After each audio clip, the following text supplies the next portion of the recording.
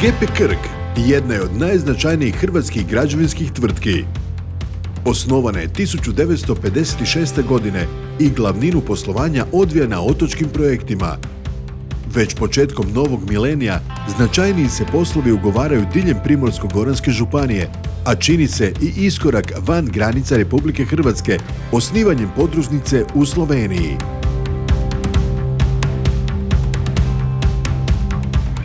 Desetljeće trajanja gospodarske krize od 2009. godine posebno je pogodilo graditeljski sektor.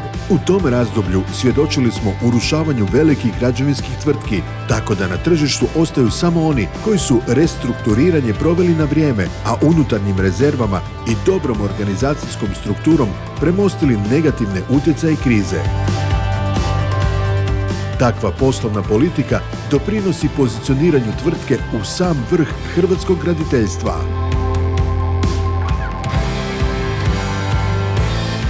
U Primorsko-goranskoj županiji GP Krk spada u red najvećih poduzeća, a izlazak na međunarodno tržište donosi ulazak na listu ozbiljnih građevinskih kompanija.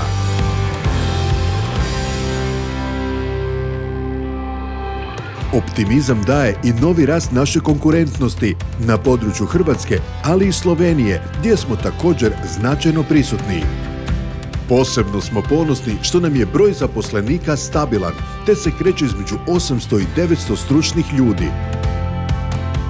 Kvalitetna radna snaga i veliki broj visoko obrazovanih stručnjaka jamstvo su da GP Krk može realizirati i najzahtjevnije poslove.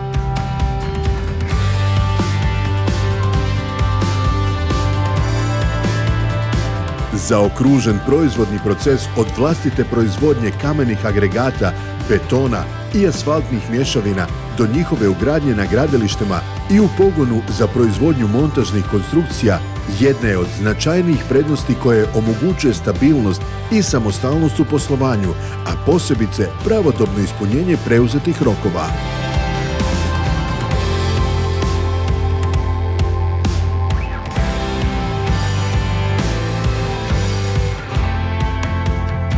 GP Krk je tvrtka s jasno i realno postavljenim ciljevima. A kako je pokazala posljednja turbulentna dekada, problemi su za nas tek izazovi iz kojih crpimo snagu za rast i ostvarenje nove kvalitete poslovanja.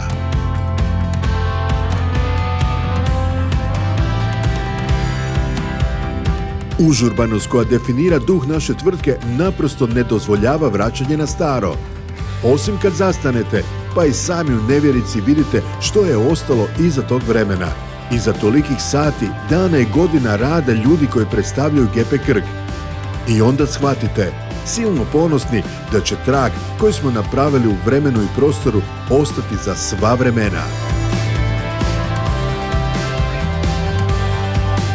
Prostor koji su nama ostavili preci, a koji mi ostavljamo generacijama budućnosti.